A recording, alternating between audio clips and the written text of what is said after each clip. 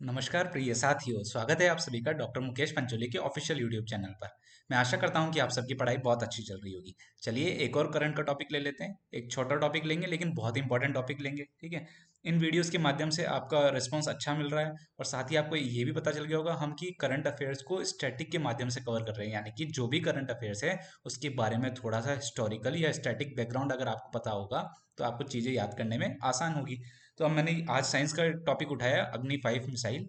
ठीक है, अग्नि 5 मिसाइल को मैंने टॉपिक बनाया है क्योंकि न्यूज़ में था अग्नि 5 का सक्सेसफुल कंडक्ट हुआ है। तो हम न्यूज़ में था तो हम क्या क्या देखेंगे इसमें। इसमें हम देखेंगे इसके फीचर्स एक तो देख लेंगे। ठीक है, इसके फीचर्स देख लेंगे, किसने इसको डिज़ाइन किया है, किसने इसको डिज़ाइन किया है, फीचर्स इसके क्या क्या है, इसकी स्पीड क्या क्या है। ठीक है, और कुछ एक बेसिक टर्मिनोलॉजी होती है डिफेंस को लेकर, वो आपको बहुत मतलब उसको उसके बारे में आपको पता होना चाहिए। अगर आप उसके बारे में पता होगा तो आपको चीज़ें याद करने में मतलब आसानी होगी। चीज़ें तो आपको याद करनी है, अल्टीमेटली तो याद करनी है, लेकिन एक कॉन्सेप्चुअल क्लैरिटी होगी तो आपको चीज़ें याद करने में आसानी होगी। इससे पहले भी साइंस एंड टेक के एक दो टॉपिक ले चुके हैं, जैसे जीएम मस्टर्ड पे टॉपिक लिया था। GM mustard, genetically modified mustard. ठीक है, जीएम मतलब जेनेटिकली मॉडिफाइड मस्टर्ड। एक डिजीज के ऊपर टॉपिक लिया था। ठीक है, जैपनीज एंसेफेलाइटिस के ऊपर लिया था। और हमने बताया था कि इसके कॉजिंग एजेंट कौन कौन होता है, कॉजिंग एजेंट कौन होता है, ठीक है। और वेक्टर कौन सा होता है, कैरियर कौन होता है। ठीक है, कैरियर कौन होता है इसका।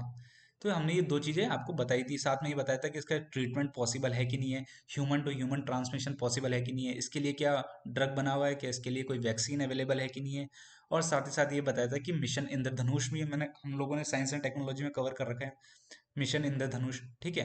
अगर आपको आपने प्रीवियस वीडियोस देखे होंगे तो आप जल्दी से कमेंट करके बताइएगा कि मिशन इंद्रधनुष किससे संबंधित है, मिशन इंद्रधनुष किससे संबंधित है, ठीक है। तो इस तरीके से आप देख रहे हैं कि धीरे धीरे डे बाय डे धीरे धीरे छोटे छोटे टॉपिक्स क्लब करते करते कम टाइम में आपके बहुत सारा इन्फॉर्मेशन इकट्ठा हो रहा है और साथ साथ कॉन्सेप्चुअली भी यहाँ से आपको प्रोवाइड किया जा रहा है। ठीक है, चलिए अब आगे बढ़ने से पहले एक सवाल है, अग्नि 4 मिसाइल का है, ये यूपीएससी में 2014 में पूछा था। तो 2014 में यूपीएससी में 3 स्टेटमेंट में पूछा था, तो कोई भी अदर स्टेट पीसीएस से कोई भी एग्जाम में एक स्टेटमेंट दे के भी पूछा जा सकता है। तो ये अग्नि 4 मिसाइल के बारे में तीन चीजें पूछ रहा है। ठीक है, अग्नि 4 मिसाइल के बारे में तीन चीजें पूछ रहा है। ये सतह से सतह पर मार करने वाली मिसाइल है। ये सवाल क्यों पूछते हैं सतह से सतह, surface to surface, surface to surface क्यों पूछते हैं सतह से सतह, क्योंकि सतह से हवा में फायर करने वाला, हवा से सतह में फायर करने वाला और सतह से सतह फायर करने वाले की तीनों की मशीन डिजाइन अलग होगी ना। आप खुद ही देखिए, किसी को आप हवा में से फेंक रहे हो तो वो खुद भी पीछे हटेगा। एक आप जमीन में से किसी के ऊपर फेंक रहे हैं, ठीक है, एक जमीन में से ऊपर की तरफ फेंक रहे हैं, तो तीनों की कॉन्सेप्ट अलग अलग होंगे, तीनों में फिजिक्स अलग अलग होगी। इसलिए ये क्वेश्चन बना है कि क्या सतह से सतह पर मार करता है, ये क्वेश्चन है। दूसरा है, ये केवल तरल प्रणोदक द्वारा संचालित होता है। क्या केवल तरल प्रणोदक द्वारा संचालित होता है। ये लगभग 7500 किलोमीटर दूरी तक 1 टन परमाणु आयुध पहुंचाने में सक्षम है। ठीक है, ये इसके टेक्निकल टर्म्स में है, अगर आपको पता होगा तो जो भी आंसर होगा, ये तीनों सही है या दोनों सही है एक सही है, जो भी है आप आंसर कमेंट सेक्शन में कर दीजिएगा। अब न्यूज में क्या था, न्यूज में ये था कि अग्निफाइल का मिसाइल टेस्ट हुआ है, भारत ने अग्निफाइल मिसाइल का सफलतापूर्वक प्रशिक्षण किया। इसके जो फीचर्स होंगे वो स्लाइड में देख लेंगे। स्लाइड में देखने से पहले कुछ एक चीज़ें हैं जो आपको बिल्कुल बेसिक है, जो आपको पता होना चाहिए। एक, ये बार बार आप न्यूज़ में सुनोगे, एक तो क्या, बैलिस्टिक मिसाइल। ठीक है, कि बैलिस्टिक मिसाइल है, ये एक बैलिस्टिक मिसाइल है, या फिर ये क्रूज मिसाइल है, या फिर ये क्रूज मिसाइल है। ये दो मिसाइलें आप बार बार न्यूज़ में सुनोगे। ठीक है, बार बार न्यूज़ में सुनोगे। चलिए, अब बैलिस्टिक मिसाइल का मतलब होता है सिंपल, ये पैराबोला जो पाथ है ना, ये पैराबोला जो पाथ है, पैराबोला मैथ में पढ़ते हैं ना, पैराबोला मैथ्स में पैराबोला पढ़ते हैं ना, इसी को बैलिस्टिक नाम दिया गया है, इसी को बैलिस्टिक नाम दिया गया है। ठीक है, ये ले लो, ये ले लो, ठीक है, ये सब पैराबोला है।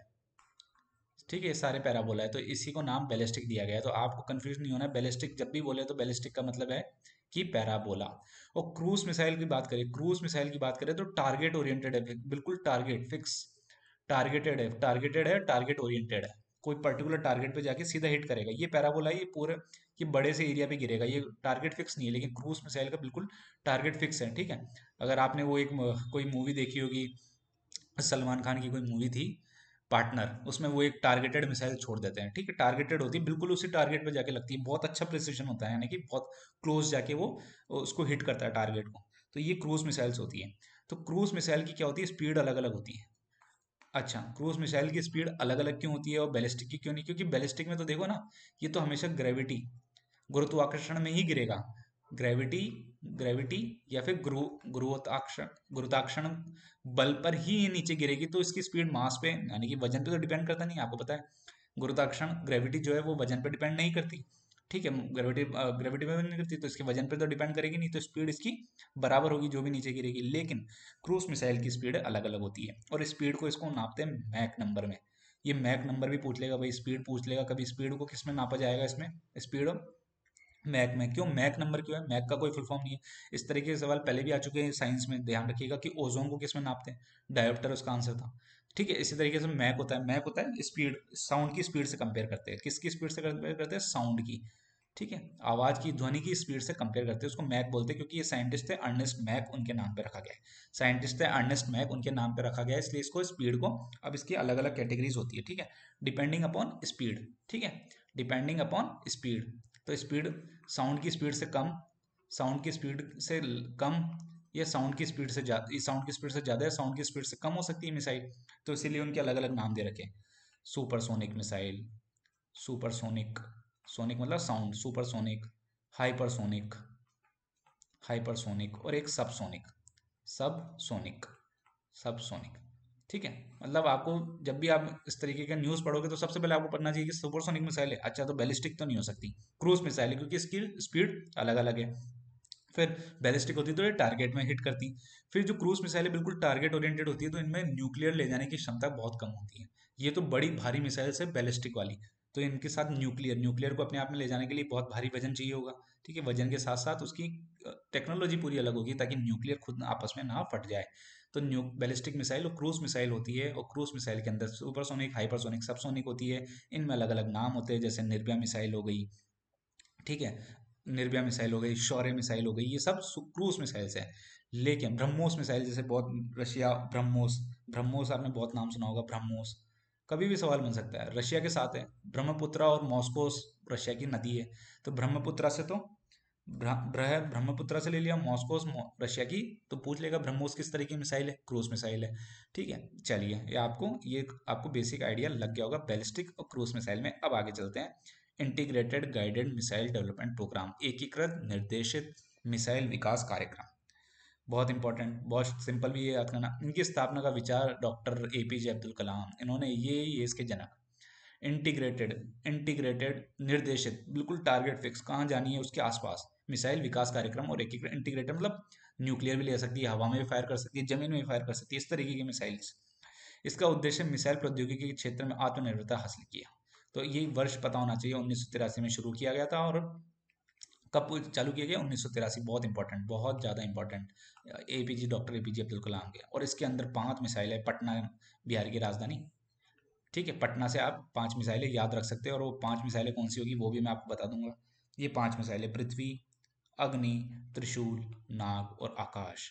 सतह से सतह पर मार करने वाली, सतह से सतह पर मार करने में सक्षम मध्यम दूरी, सतह से आकाश, त्रिशूल है ना, त्रिशूल फेंकते हैं ना, ऐसे याद रखो, त्रिशूल सतह से आकाश की तरफ मार करने वाली सक्षम दूरी वाली मिसाइल। टैंक, ये नाग कौन सी है? नाग, नाग है टैंक विरोधी, टैंक को उड़ाने के लिए आती है नाग। इसी से संबंधित एक और होती है हेलिना। देखो, एक ही वीडियो से कितने सारी चीजें ऐसे लिंक करके पढ़ा करो। हेलिना, तो हेलिना क्या है?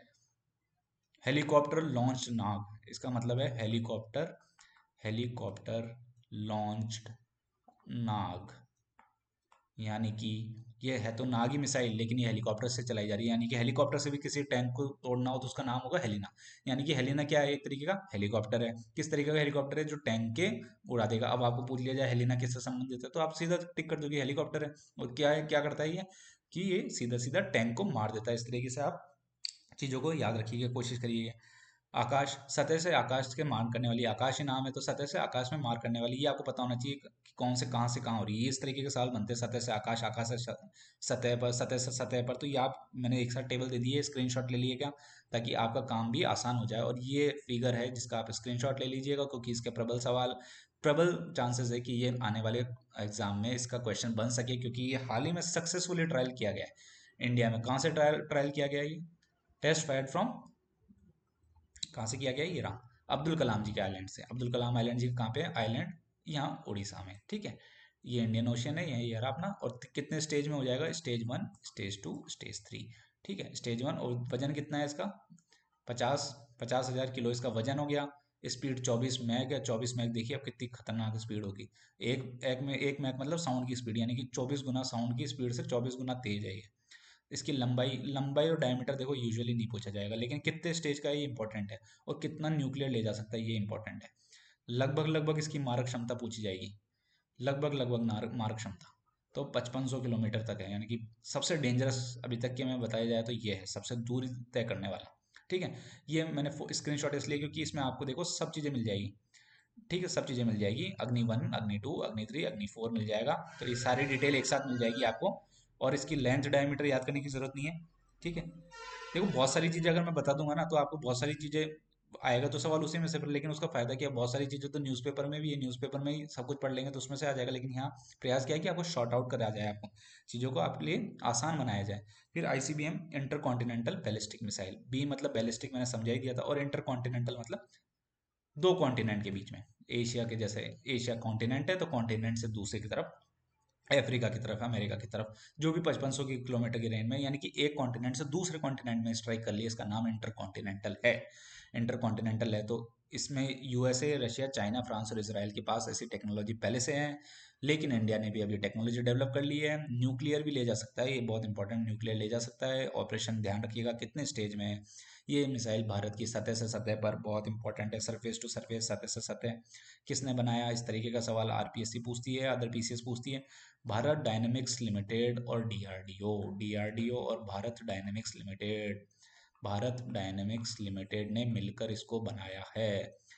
कहाँ से शुरुआत हुई? द्वीप, एपीजे अब्दुल कलाम द्वीप और डीआरडीओ अग्नि के अलग अलग वेरिएंट का महाविनाशक बनाने की तैयारी में जुटा है। ठीक है, तो सिंपल सी ये स्क्रीनशॉट, ये छोटा सा पेपर में या आप कहीं भी लिखो 3 स्टेज में होना चाहिए, इतना होना चाहिए। आई होप कि आपको ये अग्नि की अलग अलग रेंजेस है, वो पीछे भी स्क्रीनशॉट दे रखा था, वहां भी दे रखी है, यहाँ भी दे रखी है। अब आपको क्या करना है, आपको क्या करना है मैंने पहले ही बताया था, इस तरीके का आप पेज बनाइए। आपको बार बार यही प्रयास बताया जा रहा है, ये पेज करिए। अच्छा, आपके लिए साइंस एंड टेक, आपके लिए क्या किया जाएगा, करंट अफेयर्स को एमसीक्यू बेसिस में आपसे करंट अफेयर्स कवर किए जाएंगे एक तो आपके एमसीक्यू टर्म्स में। ठीक है, और साथ में साइंस के भी, उसमें अलग से साइंस के बनाए जाएंगे, क्योंकि साइंस से यूजुअली लोगों को बहुत डर लगता है। तो अपन क्या करेंगे, साइंस की भी वीडियो देखेंगे और उनकी एक्सप्लेनेशन देखेंगे, ताकि वो कॉन्सेप्ट ही क्लियर हो जाए। वो कॉन्सेप्ट ही क्लियर हो जाए तो क्या है कि आगे उस तरीके का कोई सवाल आएगा तो अपना गलत नहीं होना चाहिए। तो वो चीज़ें भी अपन देख लेंगे। अब यहाँ पे आपको क्या करना है कि ये इस तरीके से लिखना है कि आपने आज अपनी क्लास में क्या क्या सीखा, बैलिस्टिक मिसाइल्स के बारे में सीखा, क्रूज मिसाइल के बारे में सीखा, मैक नंबर के बारे में सीखा। ठीक है, अग्नि के चारों वेरिएंट आपने लिख लिए, अग्नि 1, अग्नि 2, अग्नि 3, अग्नि 4। क्योंकि अग्नि 5 करंट में है तो इसको यहाँ लिखो करंट का।